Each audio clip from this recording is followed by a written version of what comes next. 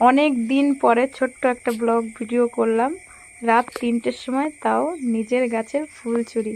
কি করে চুরি করতে হয় তোমাদেরকে দেখাচ্ছি। নিজের গাছের ফুল চুরি করতে হয়। তো কে কে নিজের গাছে ফুল চুরি করেছে অবশ্যই কমেন্ট করে জানাবে। আর নিজের গাছে ফুল চুরি করে না রাখলে আমার ঘুমের থেকে ওঠার আগে ফুল চুরি হয়ে যাবে।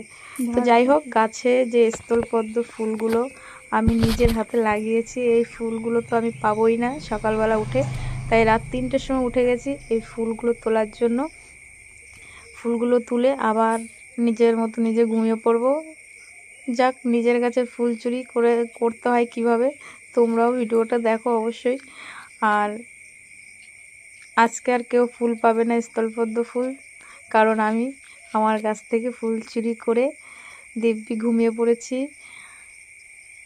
আর অনেক ফুল ফুটেছিল আজকে, স্থলপদ্ম ফুল পুরো 12টা স্থলপদ্ম ফুল ফুটেছে।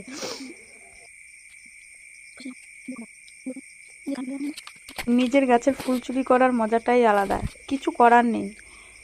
সবাই ফুলগুলো নিয়ে যায়, আমার জন্য একটা ফুলও রেখে যায় না।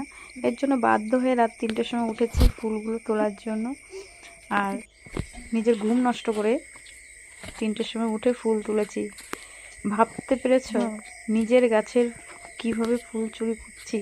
মনে হচ্ছে আমি কারো লোকের গাছের চুরি করতে গেছি, কিন্তু এই নিজের হাতে লাগানো গাছগুলোর থেকে ফুল চুরি করে এখন আমার পুজো দিতে হবে। আশ্চর্য ব্যাপার, নিজের গাছের ফুল চুরি। কে কে করেছে এরকম আমার মতো? সবাইকে আবার গুড নাইট, টাটা।